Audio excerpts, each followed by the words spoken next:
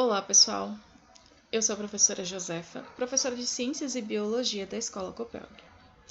Hoje, na turma do 6º ano Ensino Fundamental, na aula de Ciências, a gente vai trabalhar capítulo 5, Vida Celular. Bom, de início, no primeiro slide, eu trago para vocês a imagem de diversos seres vivos. E aí, eu questiono vocês, eu levanto as seguintes perguntas. Que organismos a gente pode visualizar nessa imagem? O que esses organismos eles possuem, eles apresentam de forma comum. Logo de início, a gente consegue perceber que aí a gente consegue visualizar nas imagens micro-organismos que são visíveis a olho nu e micro-organismos que são invisíveis a olho nu. E aí eu trago de ladinho uma imagem de um microscópio, capítulo estudado anteriormente, e aí eu questiono mais uma vez a importância desse aparelho para visualização, para estudo desses seres vivos minúsculos, micro seres vivos. Além dos seres micro, sim, existe aqueles micro que são visíveis e os que são invisíveis, mas eu pego vocês agora, eu questiono vocês agora, parem no local onde vocês estão. Aí do outro lado, assistindo a aula, vocês conseguem perceber o que? Os seres vivos que estão ao redor de vocês, que são visíveis a olho nu, mas vocês sabem que no ar, que na pele, que em outros locais existem seres também vivos que são invisíveis. Ok, mas, independente do tamanho, independente da forma, eu posso perguntar para vocês, o que esses seres vivos eles apresentam em comum? O que todos apresentam em comum, seres vivos? E aí, eu peço para vocês voltarem para outra imagem que tem aí na lateralzinha, acima do microscópio, de uma célula. Todos os seres vivos apresentam em comum o corpo formado por células. Não é isso? Bom, e aí a gente diz o quê? Imagine se fosse possível voltar no tempo e você fosse enviado para 3 bilhões de anos atrás, onde a atmosfera primitiva era o quê? Cheia, sofria muitas descargas elétricas, era quente, tinha pouquíssimo, quase que não considerável gás oxigênio, tinha grandes erupções vulcânicas e uma grande quantidade de metano. E o que aconteceria? Você tinha que ir com uma roupa de astronauta, porque não teria, digamos, praticamente oxigênio, né? E aí tinha grande quantidade de gases tóxicos. Se não tivesse levado nem o microscópio, você ia acreditar que a Terra não abrigava nenhum ser vivo.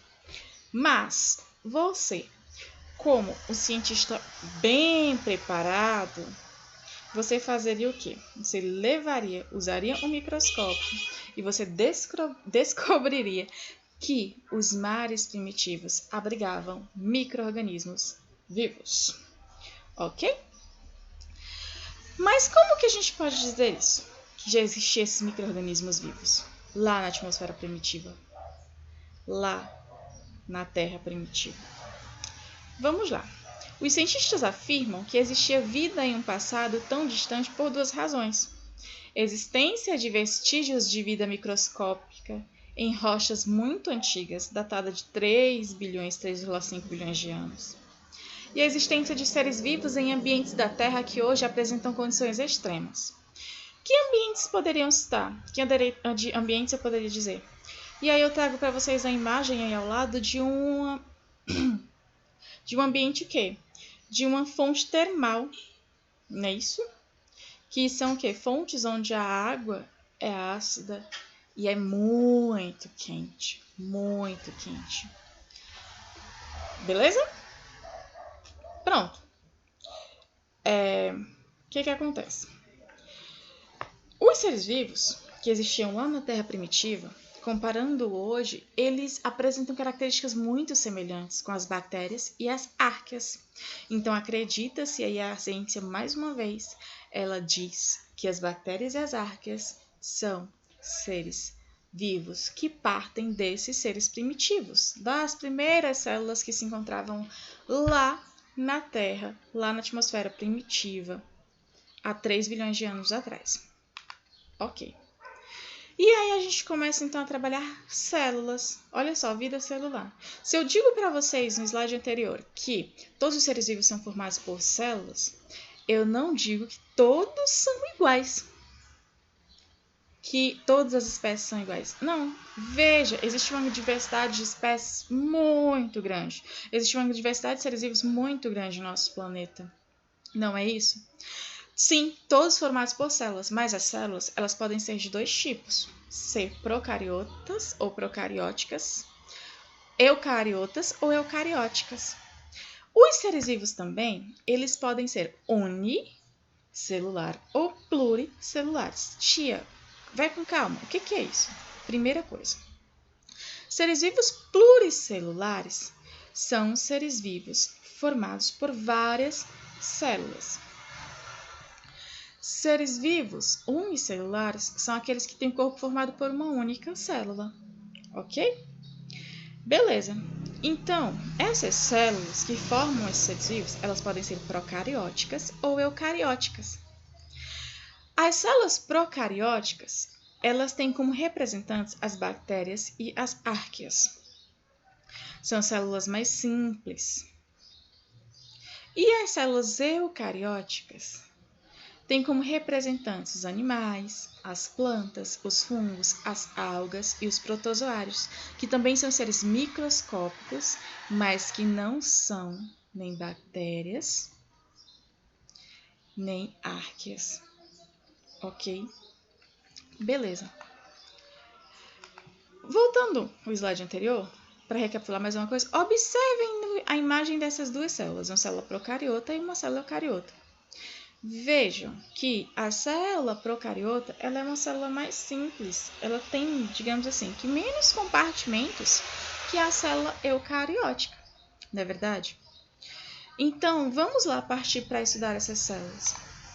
As células procarióticas, que são células mais simples, que são células mais complexas, observem, elas não apresentam membrana nuclear, elas não apresentam núcleo separando o material genético do citoplasma.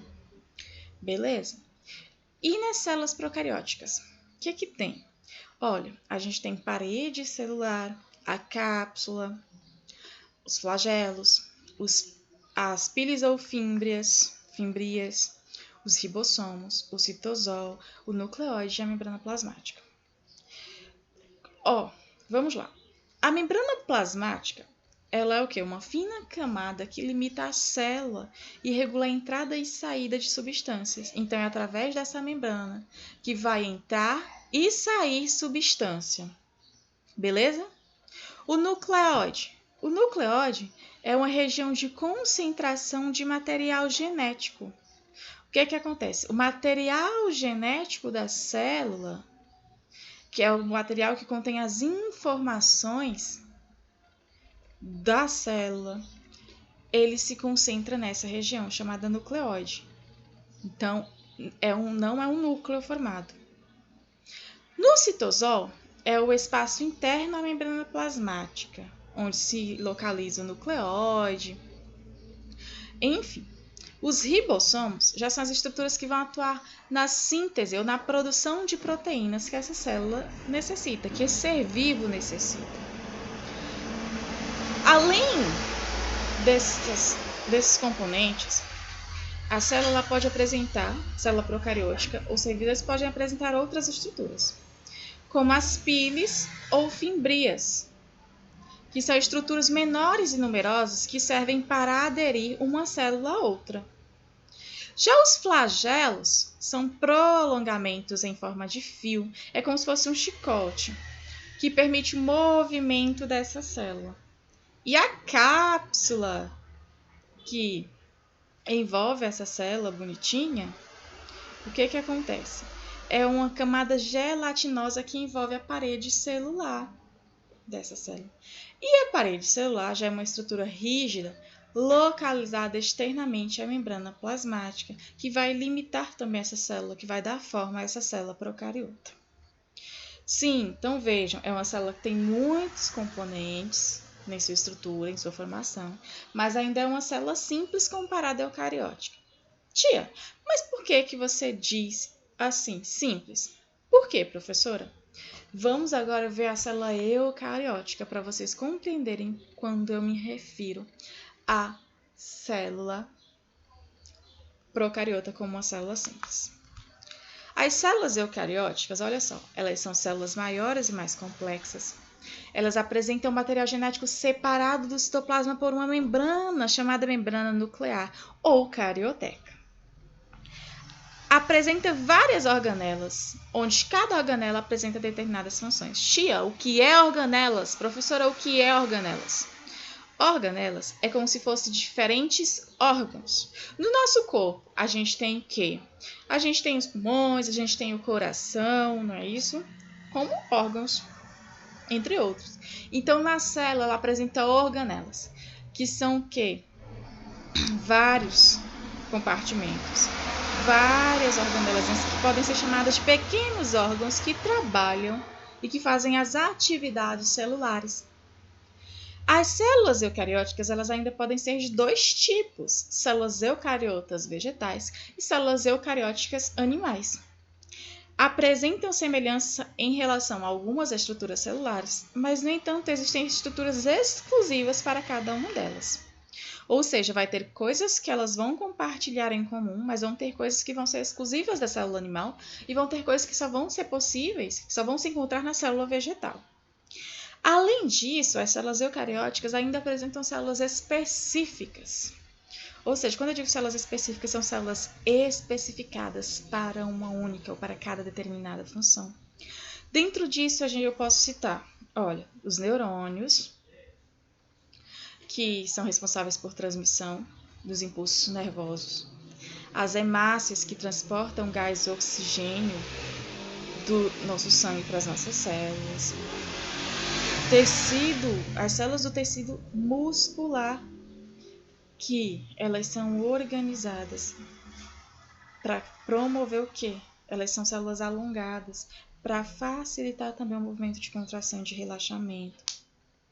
A gente tem as células do tecido epitelial, de revestimento do intestino, que são células específicas em absorção de nutrientes. E a gente ainda tem as leveduras, não é isso? Que são células de fungos microscópicos e unicelulares. Ok. Então, agora vamos de novo voltar para a imagem de uma célula eucariótica animal. Olha a complexidade dessa célula. Uma célula bem maior. Olha o núcleo dessa célula. Como ele é envolto, ele é circulado, ele é revestido por uma membrana nuclear, que aí vocês vão ver como membrana do núcleo. Essa membrana nuclear também é chamada de carioteca. Bom, então olha só, membrana nuclear ou carioteca, função de separar o material genético do citoplasma. O núcleo é a região onde se encontra o material genético que traz todas as características, todos os códigos. É como se quem diz, como se pudesse ser assim, que no núcleo existem todas as receitas da síntese de proteína que essa célula tem que produzir, de como essa célula tem que atuar, ok? A gente tem o retículo endoplasmático granuloso, que atua na síntese de proteínas, de produzir proteínas. A gente tem o retículo endoplasmático liso ou não granuloso. Tia, o que? Professora, qual a diferença disso? A diferença está que no retículo endoplasmático não granuloso ele não apresenta ribossomos. E a atuação dele na produção de substâncias gordurosas necessárias à célula. Os lisossomos têm a função de quê? Os lisossomos eles têm a função de digerir substâncias e de destruir aquelas organelas que estão com defeito, que não estão trabalhando de forma correta. Os centríolos, cada célula provavelmente ela apresenta só um par, mas que essa quantidade ela aumenta durante a divisão celular. Durante a divisão dessa célula, esses centríolos eles têm a função de quê? De se direcionar cada um para um polo, polos contrários das células, para que durante a divisão celular Esses centríolos, eles criam as fibras, os fusos de fibras, e se juntem aos cromossomos e façam durante a divisão, que é a separação das cromátides irmãs. Então, vai atuar diretamente na divisão celular. A gente tem as mitocôndrias, que tem a função de produção de energia através de quê? Da glicólise, do ciclo de Krebs. Ainda temos também a membrana plasmática, que também vai revestir essa célula, vai controlar a entrada e a substância de saídas dessa célula. E o citoplasma, que é toda a região onde se encontram essas organelas. Ok? Então, veja uma complexibilidade maior comparada à célula procariota. Já lembrando que a célula que a gente viu agora é a célula eucariótica animal. Já a célula eucariótica vegetal, ela apresenta organelas exclusivas também só dela.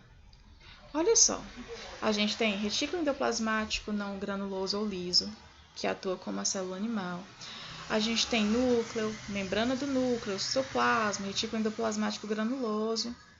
A gente tem complexo de Golgi, que eu não falei na célula anterior, mas que tem a função de empacotar as proteínas produzidas pelo retículo endoplasmático e enviar, direcionar ela para os órgãos, seus destinos finais, de acordo com a necessidade daquela proteína. Na célula vegetal, a gente tem o quê? Olha, a gente tem cloroplastos. O que é isso? São as organelas responsáveis pela fotossíntese. Dentro dessa organela tem clorofila, que são pigmentos fotossintetizantes que têm a capacidade de absorver ondas de luz solar. Tem o vacúolo de suco celular. O que é isso? É uma organela responsável pelo armazenamento de água. E muitas vezes ela consegue ocupar todo o citoplasma. E a parede celular, que também está presente nas células vegetais, que tem a função de limitar a célula, tem a função de dar forma à célula. O que acontece com a importância dessa parede celular? Vamos imaginar que um vegetal ele pode consumir uma grande quantidade de água, mas a célula não vai estourar porque ela vai ser limitada por essa parede celular, que é uma célula rígida, é uma parte da célula que é rígida, que é composta de celulose. Então, a parede celular ela fornece rigidez a essa célula. É por isso que quando você vê, tipo assim, uma árvore, você vê, que já é uma árvore, digamos assim, velha, adulta, você vê que a região da casca é dura, por causa da parede celular. Por mais que ali já sejam, na maioria dos casos, quando aquela casca está soltando, quando ela está caindo, já é uma célula morta. Ok? E a vida acelular? Como assim, professora, vida acelular? Bom, um assunto do momento que a gente está vendo agora. Quem? O quê? Os vírus. Olha só. Os vírus, eles foram descobertos somente depois de um tempinho, não é isso? Mas que não pode ser considerado um ser vivo. Por quê? Vamos imaginar, todos os seres vivos, eles apresentam uma ou mais células, ok? Só que os vírus eles não apresentam estrutura celular, eles não realizam nenhuma atividade fora de uma célula. Enfim, então para que ele consiga atuar, para ele conseguir se desenvolver, se duplicar, se reproduzir, ele é digamos assim, que um hospedeiro obrigatório. Ele necessita de uma célula de um ser vivo, ele necessita de uma célula viva para se reproduzir, para, digamos assim, atuar, não é isso? Como é que isso acontece? Primeiro vamos falar dos vírus. Olha, não apresentam metabolismo próprio, não apresentam estrutura celular. Fora das células hospedeiras obrigatórias, eles são considerados inertes, eles não têm nenhuma função, nenhuma atividade. Mas como que o vírus consegue atuar? Eu acredito que vocês estão acompanhando muito essa situação do vírus que está aí causando a pandemia, não é isso? Mas o vírus ele é composto de um envelope proteico.